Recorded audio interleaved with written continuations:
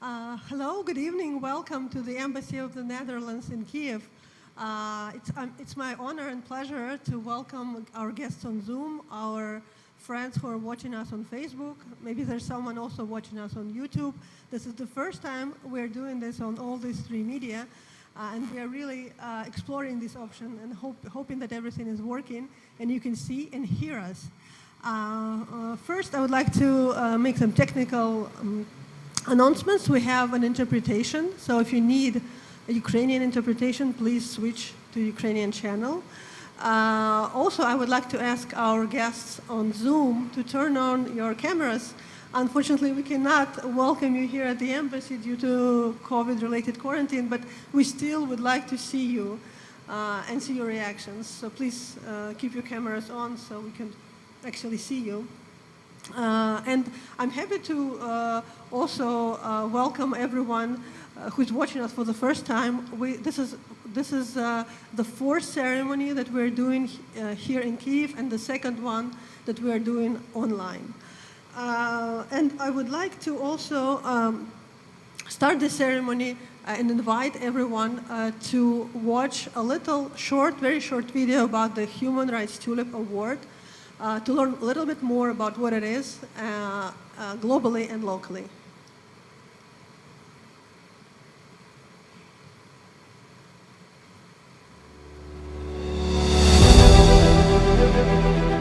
Тюльпан прав людини. Це щорічна нагорода уряду Нідерландів за видатні досягнення у боротьбі за права людини інноваційним шляхом. Міністерство закордонних справ Нідерландів вручає цю нагороду з 2008 року. Кожного року комісія обирає переможців серед активістів або правозахисних організацій з усіх куточків світу. Правозахисники протидіють порушенням свободи слова, рабству, сексуальному насильству під час воєнних конфліктів, фізичній страті, викраденню людей, порушенням прав на сексуальне та репродуктивне здоров'я та інших прав людини.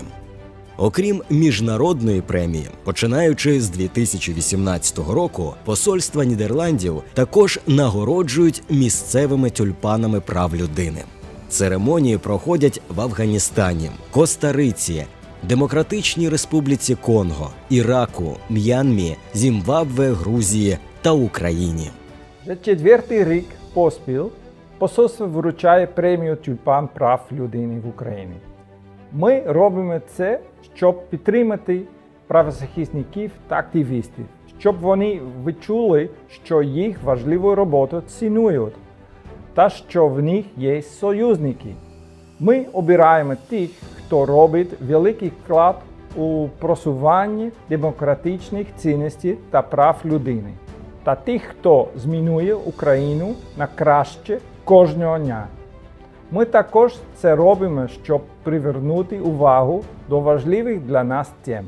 Вперше у Києві цю нагороду отримав Дмитро Щебетюк, співзасновник Доступно.UA, за внесок у захист прав людей з інвалідністю. У 2019 році премію отримали двоє правозахисників. Першу премію ми вручили адвокатці Лілії Гаміджі за її роботу у політично мотивованих справах в Криму. А другу премію – одеському активісту Віталію Устименку, який бореться з корупцією в органах влади. У 2020 році тюльпан прав людини в Україні отримали Тетяна Печончик, голова Центру прав людини «Зміна», що відстоює дотримання свободи слова та захищає громадських активістів. Багато працює у сфері документації порушення прав людини в окупованому Криму, та Марта Чумало, співзасновниця організації «Жіночі перспективи», що з 1998 року працює у сфері протидії домашньому насильству, торгівлі людьми та просуває гендерну рівність в Україні.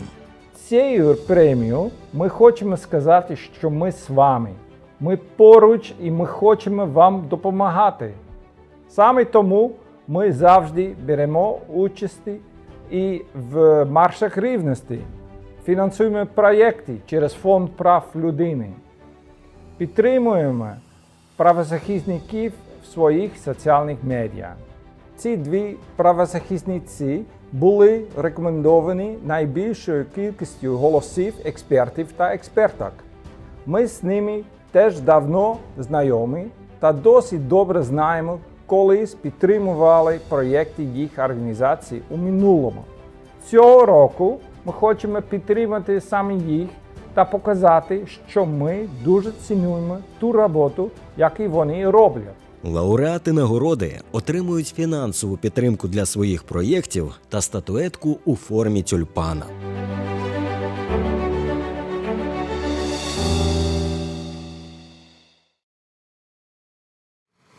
Welcome back. As you've just heard, there's a global award as well as a local award. And I want to share news with you that the global award has already been given this week, actually on the 6th of December. Ugandan human rights defender, whose name is Nicholas Opayo, he received the award. He's very well known in Uganda. He's working on the issues of freedom of assembly, civil rights.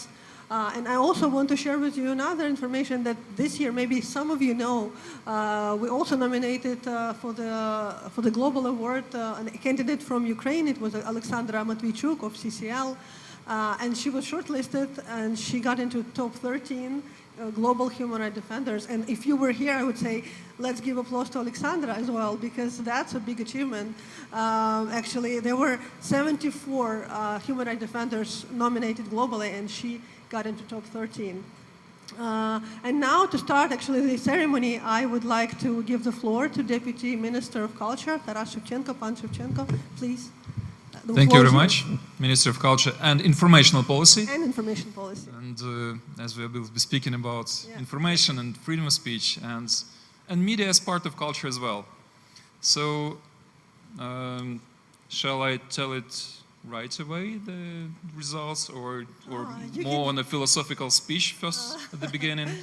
You can just welcome our guests and let us know what you think about the importance of this award for the media landscape and for the journalists in this country. So we are not giving names. I will give the names. Okay. So just to that's good I clarified, because I was going to tell it right away. That's I believe that's a really very good initiative that Embassy is given this human rights, the Tulip Award in Ukraine, and not just globally, but decided to have such a nomination for Ukrainian activists, human rights defenders, journalists, because I really truly believe that there are a lot of them in Ukraine who really deserve an honor to have such an award. And for those who work in this area, and before joining the ministry, I was also part of civil society and director NGO. I share a view that these people done a lot during all the revolutions that Ukraine had. Between the revolutions, when hard work on reforms and on protecting rights and liberties, sometimes suffering and even being penalized, or unfortunately some being killed for their professional activity. The fact that there are some recognitions on professional side, the recognition from both professional society, international community, embassy in this case, I believe it provides the strength and the power and more enthusiasm.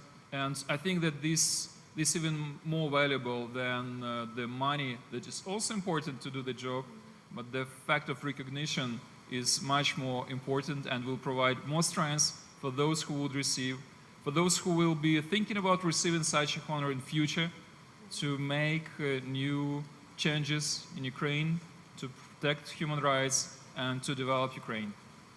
Thank you so much. Thank you.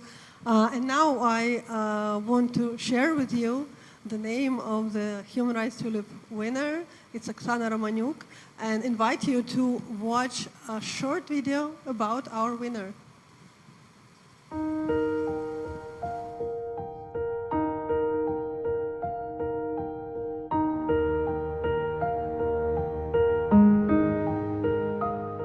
Ще з тих пір, як я навчалася в школі, хотілося працювати в якійсь там міжнародній організації, допомагати людям в гарячих точках. І я почала займатися журналістикою, тому що це ще одна сфера, яка мене дуже притягувала. Якось на стику цих двох сфер правозахисту і журналістики і вийшла та сфера, якою я зараз займаюсь. Мене надихає моя команда.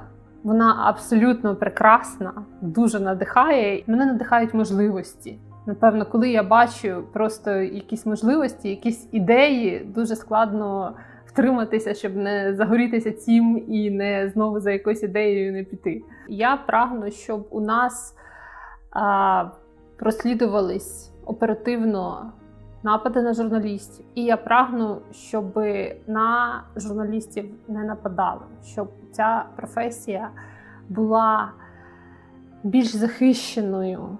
Я прагну, щоб було менше дезінформації. І я прагну, щоб розвивалась якісна, відповідальна журналістика. Те, що ми робимо, я сподіваюся, що воно цьому сприяє. Ми робимо моніторинг свободи слова, ми даємо юридичні консультації, понад 350 консультацій на рік. Ми постійно робимо акції, кампанії, працюємо над розробкою законодавчих змін. Наші броніки, вони вже врятували життя 2 знімальних груп. Це справді надихає. Ти думаєш, напевно, ти це робиш не напрасно і щось у цьому є. Тому я справді дуже вдячна. І не тільки я, насправді вся наша команда надзвичайно цим схвильована. І для нас це справді мотивація, для нас це досягнення. І це справді дає сили рухатись далі. And now is the time to actually give the word. And I give the floor to Deputy Head of Mission, Peter Van Vliet. The floor is yours. Thank you very much, Christina. And let me first thank everybody who is here with us online, on Zoom, and on Facebook, and everybody present physically here. Thank you very much for showing up for this event. And of course, I thank particularly the Deputy Minister of Culture for being here. It's a big honor for us. And I think it's also a symbol of the good cooperation between the Netherlands and Ukraine in the area of human rights, and a symbol of the importance that the Ukrainian government attaches to the issue of human rights, what we will discuss here today. And of course, I wish everybody online and here in place a very inspiring Human Rights Day 2021, because it's today. It's a special day. And to give a certain festive element to this special day, we will now turn indeed to the moment you're all been waiting for, the first handover of an award. Oksana, it's my enormous honor to provide you with the Human Rights Tulip 2021. The statue, which is made of steel, which kind of symbolizes that human rights defenders have to be very strong and committed to their work. And the paperwork that you see here. We very much appreciate your work in the very important area of freedom of speech and freedom of media. We follow what you're doing. We make use of a lot of things that you're doing. For example, the monitor of free media, which indicates how the situation is. It's in every country, the freedom of speech and media is a cornerstone of democracy. It's in the Netherlands, it's in the Ukraine. A lot of things are going good, some things are not going good. Unfortunately, we saw in the last year some attacks against journalists. I've heard that you personally also have your experience, which gives you even more right to speak about this theme. Well, I can continue for hours. I will not do that. I will just say thank you for your important work. Thank you for having worked with us in the past. Hope to work you in the future.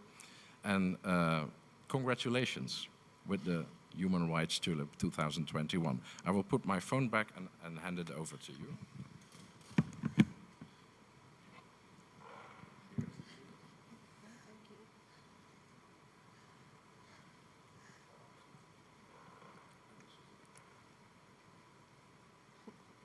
Congratulations, Oksana, congratulations. Thank you. Thank you. I feel really excited and this award is very special for me.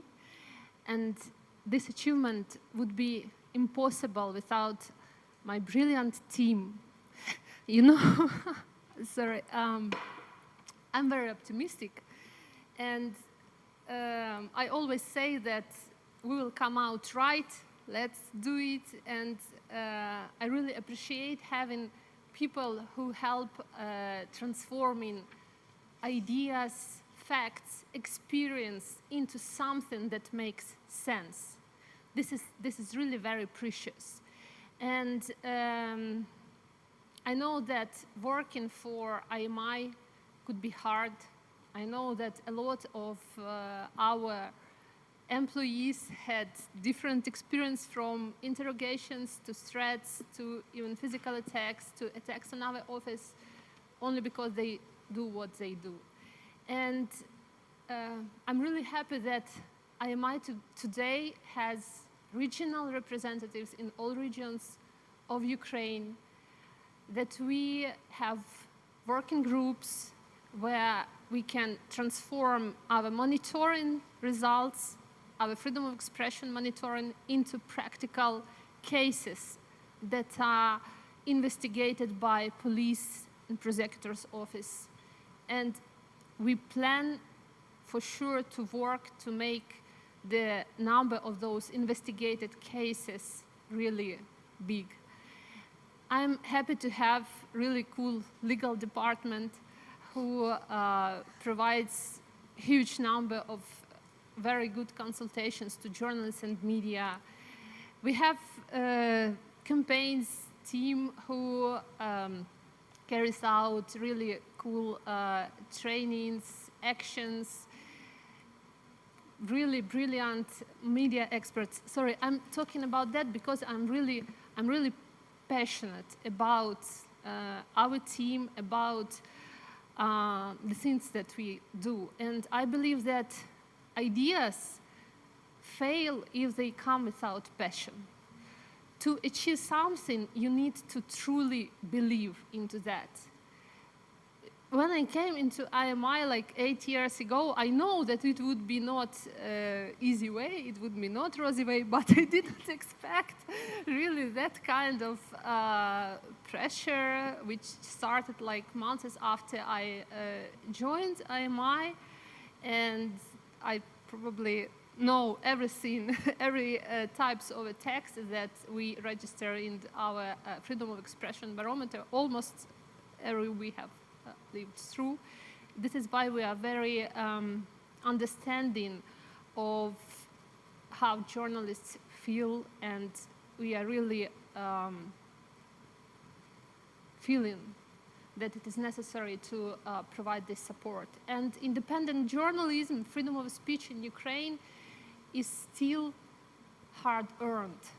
It's still a lot of work should be done to achieve really independent journalism in Ukraine. And I would be happy if our work would complement to transforming Ukrainian journalism, to help transforming Ukraine into really very cool, democratic European country.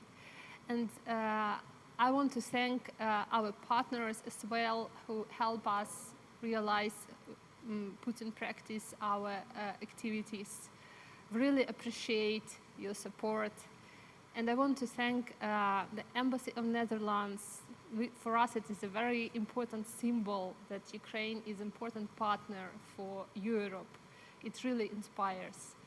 And thank you very much for this award. I'm really very excited to receive it. Thank you. Thank you so much, Oksana. And thank you and congratulations once again. You're right. It's impossible to imagine a free and democratic country without free and democratic media.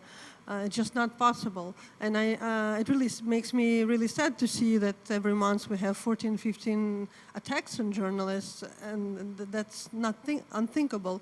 And the fact that Kyiv is the leader is even worse because it's the capital. you know, it makes it even worse. What is happening then in the regions? And I really hope that this will stop. I really hope that the journalists will be free in doing their jobs, in investigating, in reporting. It's really, the topic is really close to me as well, because I've also had some journalistic background. So it's really important, I believe, that the journalists are free and safe. And I really hope, and I wish you in your work all the best to you and to your team. And now is the time to introduce you to one more winner of the Human Rights Tulip Award ceremony, Olena Shevchenko. Let's watch the video about Olena.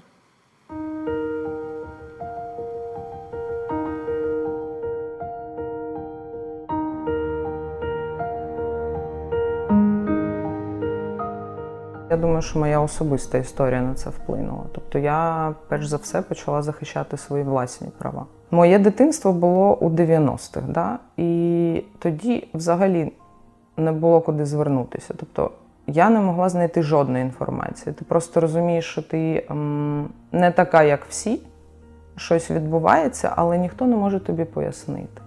Тобто це відбувається і зараз, звичайно. Ну, наприклад, ніякої сексуальної освіти, ти не знаєш про сексуальність, ти не знаєш взагалі про те, яка може бути сексуальна орієнтація. Слів таких не було. Ти шукаєш в інтернеті, не знаю, ти дивишся передачі, але нічого нема. Взагалі, повний нуль. Чому мені варто було соромитись себе, а суспільство говорило, що мені має бути соромно. І оце мене не влаштовувало. І нікуди було піти. Нема було до кого звернутися. Тобто допомоги чекати було не звідки. Саме тому так, я зрозуміла, що треба створювати щось самій. Мені часто зустрічаються якісь люди, або історії, або якось так от відбувається. Не знаю, в метро підходить людина і каже, я вас бачила, ну я знаю, що ви там в марш жінок. Дуже вам дякую за те, що ви робите. Да? Або, не знаю, от на минулому тижні я була у Подільському РОВД і давала покази щодо нападів на нас. І вперше за, не знаю, кілька десятиліть слідча сказала мені дякую за те, що ви робите. Ну, от, мені здається, що такі речі надихають. Ми робимо трансмарш, ми виходимо на Київ Прайд. Ми організовуємо і робимо марш жінок. І це велика подія, яка об'єднує досить багатьох людей. Ну, тобто в Україні, не знаю, в всьому світі більше половина людства – це жінки, яких не чують. І от марш жінок для мене, я думаю, от такий поштовх кожного року, який заряджає робити щось далі. Це такий підйом, ти помітна. Ну, тобто тебе бачать. Скоріш за все, це про це. Це важливо. Особливо, коли ти займаєшся небезпечною роботою. Welcome back, and I already, as a tradition, I'm giving the floor to Deputy Head of Mission, Peter Van Vliet. The floor is yours. Yeah, thank you very much. Now Olena, now it's your turn. Again, I'm honored, and I just spoke about freedom of expression and media as cornerstone of a democracy. But of course, it's also the right of minorities and the non-discrimination of women. Two areas where you've been very active over the last years.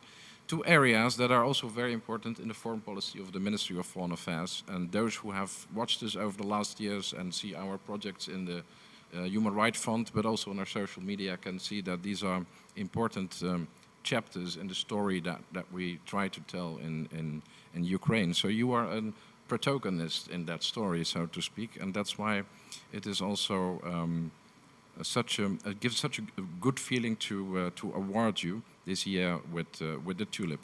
I'm especially impressed by what you're doing in the field of helping LGBTI, but also people who are victims of hate crime, because I think this is one of the most serious issues all over Europe, also in the Netherlands, by the way, and it's increasing, and we need all of us to do something to stop this wave of crimes. You're a hero in that respect, and you very much deserve this special award of the embassy for this year. So looking forward to continue to cooperate with you, and congratulations.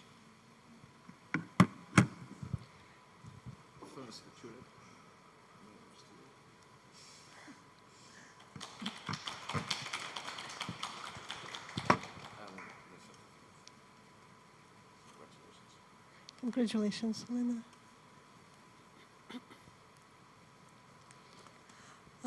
And now I would like to also let you know that there's another video congratulations for both of you from The Hague. And let's watch it. It's from our Human Rights Ambassador. Human rights matter. They matter even when we have a crisis on our hands. To deny people their human rights is to challenge their very humanity. Human rights defenders like you matter. Your work is important because human rights are under tremendous pressure all over the world. Human rights that you bravely fight for under difficult conditions. This is why I'm thrilled that you are awarded a local 2021 Human Rights Tulip. This prize is a token of our deep appreciation and respect for your courageous work. We hope this award will enable you to continue working to create positive change in the lives of many. The world needs human rights defenders like you to stop violence against women and girls, to promote equal rights for LGBTI persons, to advance freedom of expression, to end discrimination based on religion and belief, and to speak out against impunity and corruption. In closing, I'd like to say congratulations. Your remarkable bravery, strength, and resilience are truly inspirational. Your courage inspires others not to lose hope. Yours?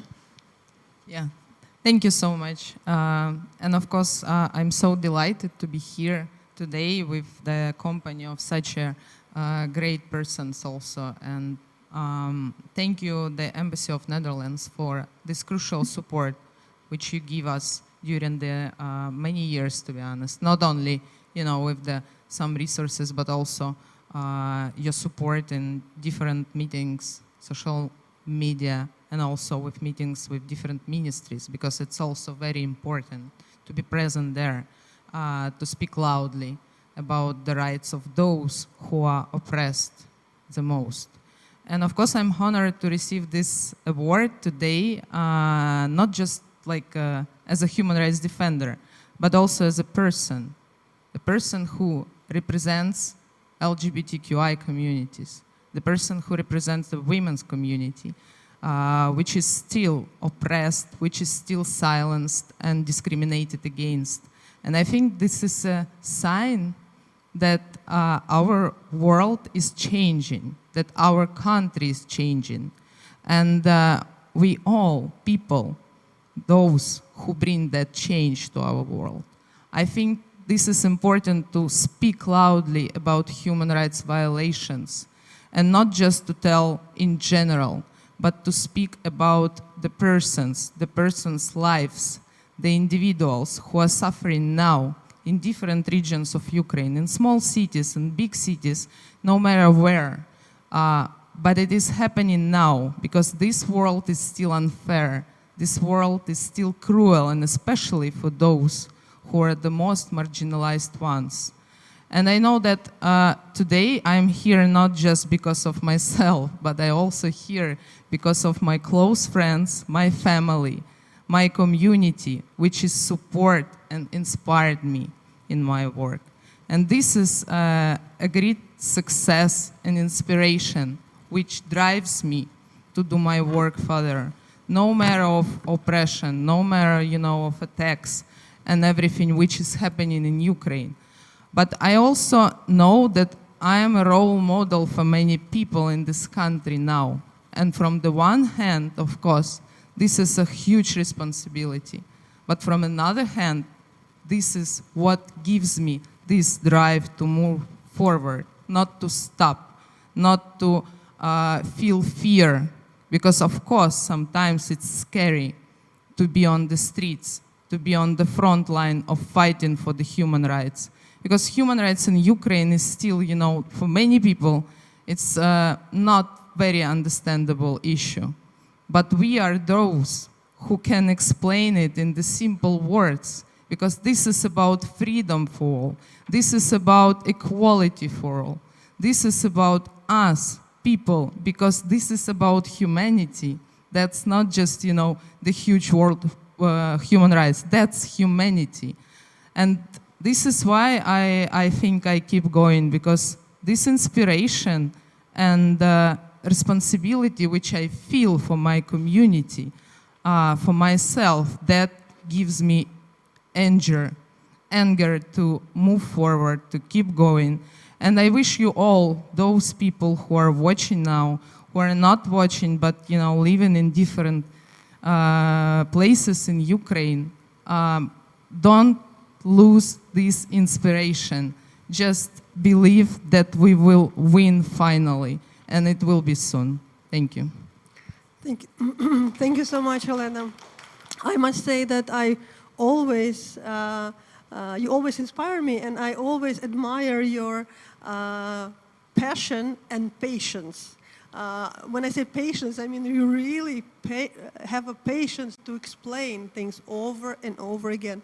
And whenever I see you in some debate with the opposing side, you really have the skill to explain and not to get angry, where I would maybe even get angry, because how many times do you need to repeat the same thing over and over again? And you do, and you succeed.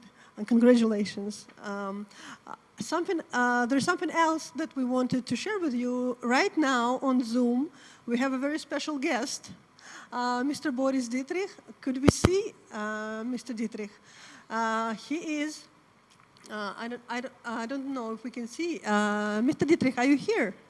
Yes, I am. Yes, you are. And I'm trying to show my video, but it would be lovely to see you cannot start your video because the host has stopped it. We stopped it? Yes, you did. Oh, how could we do this? We really want to see you. I don't know. That's interesting. Well, let's see if our technical assistants can and try to solve that problem. But I will, in the meantime, I will try to introduce you. Mr. Dietrich is a very well-known human rights defender. I mean, you have so many titles: human rights defender, lawyer, parliamentarian. You were a judge. He's someone who is, you know, who stood at the very beginning of the fight for LGBTI rights, and he's first openly gay parliamentarian in the Netherlands. You have many things to talk about when we talk about you, but I would like to welcome you here with us. I really want to see you. Can I see Mr. Dietrich, please? It would be so nice to see him. And I would like to... I think something happened. Oh, great. Yes, it's happening. Wow, nice to see you. Really great to see you. I want to give you the floor to say a few things to our winners of the Human Rights Tulip Award, but I also want to ask you one question. How do you make the change happen? I mean, there's so many times we hear it's not possible. There are so many people against it. You're not going to reach this. When we hear this about Istanbul Convention, we can hear about this, about LGBTI rights, right to marry, equal rights to marriage. I mean, many issues. But how do you make the change happen? Share your wisdom, please. Well, thank you so much for the introduction and for this very difficult question, but let me first give my congratulations to Oksana Romaniuk and to Olena Chevchenko. It's amazing the work both of you are doing, and I've been listening to the speeches and I've seen the videos, although I must admit I don't speak your language. And so what I saw in the video of Oksana is that she changed appearances One time she had blonde hair, short hair, then longer hair. And then I thought, is this one person who's doing all this work in favor of the freedom of speech? And then I thought, actually, yes, you're doing the work of maybe 3 people, but you are one. And so I would really like to congratulate you, because the freedom of speech and the freedom of the press, it's so important in a democracy and for the rule of law. And so it's wonderful that you defend the rights of journalists. And as a member of parliament, I can say there are lots of bills that are being proposed in countries. For instance, in your country, in Ukraine, I know there is a law proposed on the secret services, and it allows a sweeping permission to listen in to civilians, but also to journalists. So it's very important that there is an NGO who defends the rights of journalists. And so congratulations with the Tulip Award. And then Olena, I had to take my diary out of my cupboard. You can see it here behind me, because we know each other. We met in 2012 in New York. And so let me ask the audience a question. I don't know if anybody can answer, but do you know what Olena has in common with the singer Martin? He's a singer from Argentina, Ricky Martin, very famous. Does anybody know what Olena has in common with Ricky Martin? No, that's some pop quiz. No, we don't know. Tell No, us, please. it's even a more difficult question than you asked me, but they both were speaking at an event at the United Nations in 2012, and Olena was talking about the situation in Ukraine and the Russian influence on anti-propaganda legislation, which is very harmful for LGBTIQ people. And Ricky Martin was there, and he didn't sing a song, but he was talking about the difficulty to come out and to be yourself. And so in the framework of human rights, that was a very important event. Now, let me try to answer your question. How do you get change and success for a human rights movement? And that's a very difficult question, but there are a few elements. And actually in both speeches, I heard some elements. For instance, personal stories of people who are affected by human rights abuses. Those personal stories can touch the hearts and minds of the majority and of the authorities. And so I heard Olena say, it's about people, not only in big cities, but also in the regions. And I think it's very important that we always need to focus on personalized stories about how discrimination or oppression is affecting people. And then, of course, and this goes for the LGBTIQ community, but also I would say for the media world and journalists, is that it's so important to try and find allies outside of your own community. And that could be lawyers or doctors or the business world, the business community, or singers or athletes, but people from outside the community who show solidarity with those who are marginalized and oppressed, and who can be role models, because sometimes it's even more convincing for the general public, the majority of people, that somebody from their majority is speaking out in favor of a marginalized group, because that could be more persuasive. And I also heard you, actually, Christina, talking about patience and passion.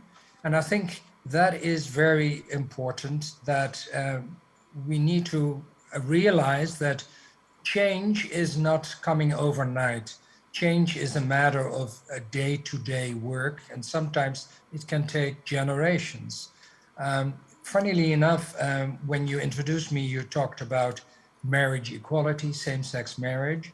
And I remember this was started by NGOs in the Netherlands already in the 80s. And in the 90s, we had these debates in the Dutch parliament. 2001, the law on same-sex marriage was introduced. So that's 20 years ago. So there's a whole generation of young people who grew up with the notion that people can get married, whether they are from opposite sex or the same sex. And so sometimes when I talk to young people nowadays, they tell me, is it true there was a time that same-sex couples could not get married? And then I try to explain that that's the case. And then they say, but isn't that discrimination? And they simply don't understand anymore that there was a time that this was not allowed. So it takes time, but once you achieve a result, the general mindset of people is very rapidly changing. And nowadays, when the Dutch government is doing surveys in the Netherlands, it's more than 85% of the public that is in favor of marriage equality, of same-sex marriage. And at the time, when I started the debates in Parliament, this was inconceivable. So time is on our side, but we have to be patient. And maybe let me conclude by saying something which I have seen when I was working for Human Rights Watch, a big international human rights organization.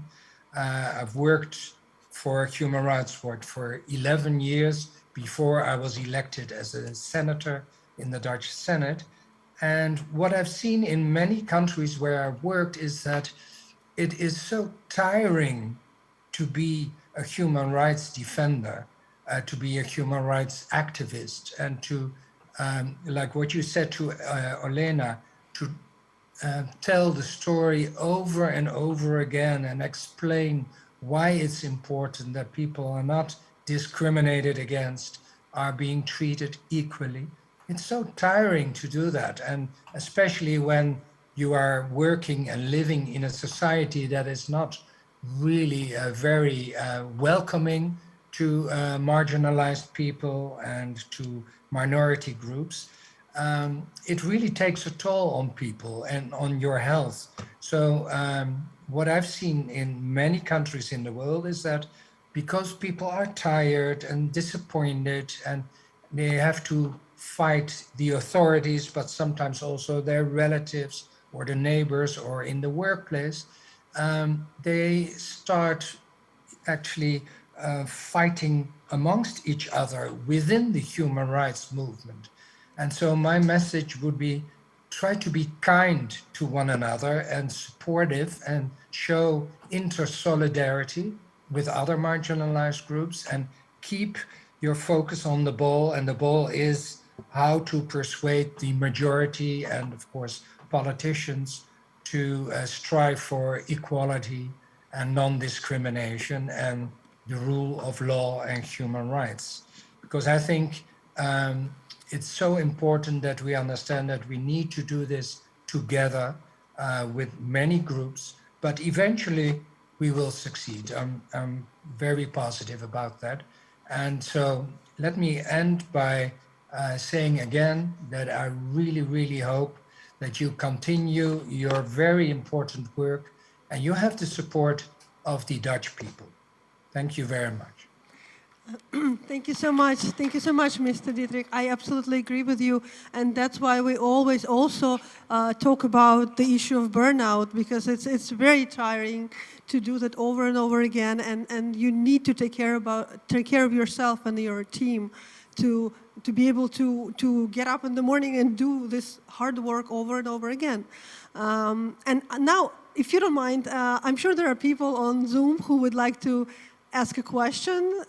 This is a unique opportunity to have you here on Zoom. So if there is someone of our partners, colleagues, we have 40 people on Zoom who would like to ask a question. Please raise your hand or wave or show us somehow that you would like to ask a question. If not, I have questions. For sure, always. Is there someone? I don't see, it's so small. The windows in this Zoom are so small. Can you see our hands?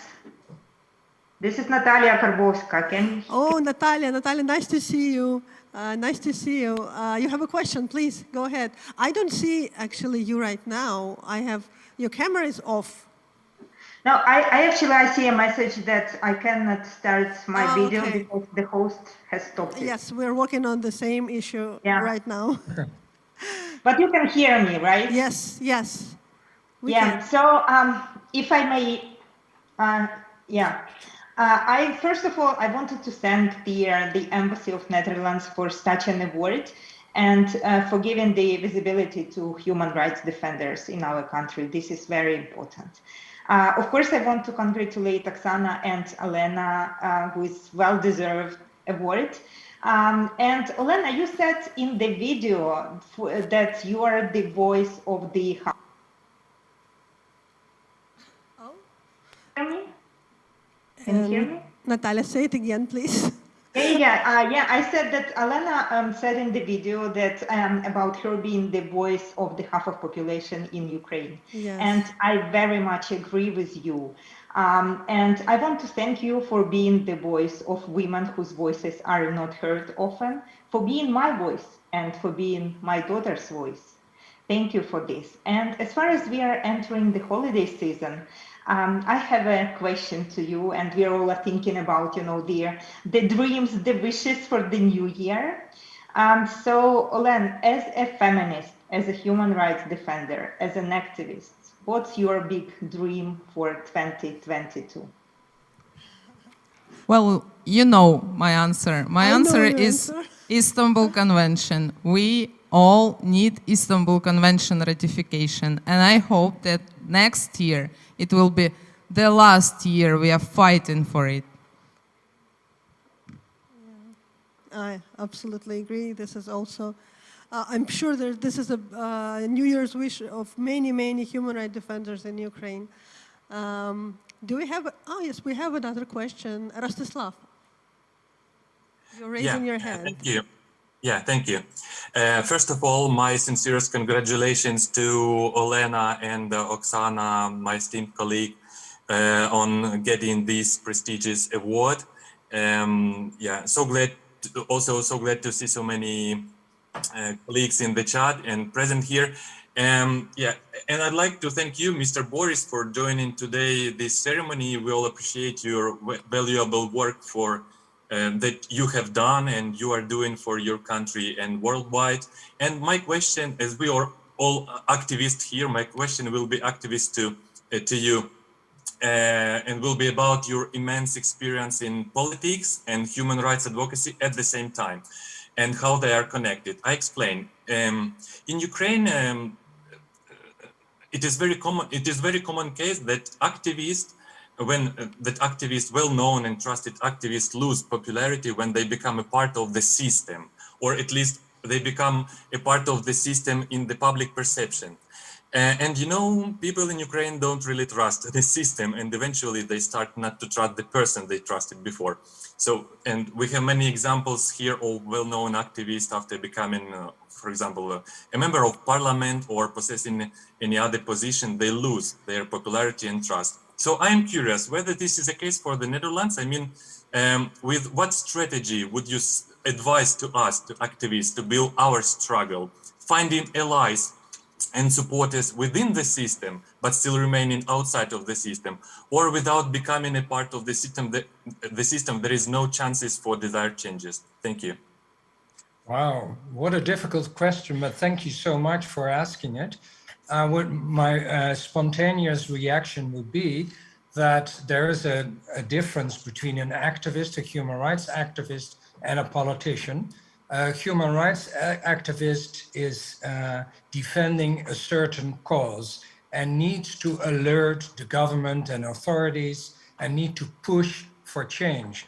But a politician, of course, needs to balance between different interests of different groups and needs to come up with some common ground. So a politician can never be very focused on one issue because the job requires that one needs to represent all the people and not one group of people. But that doesn't exclude a politician for having ideals.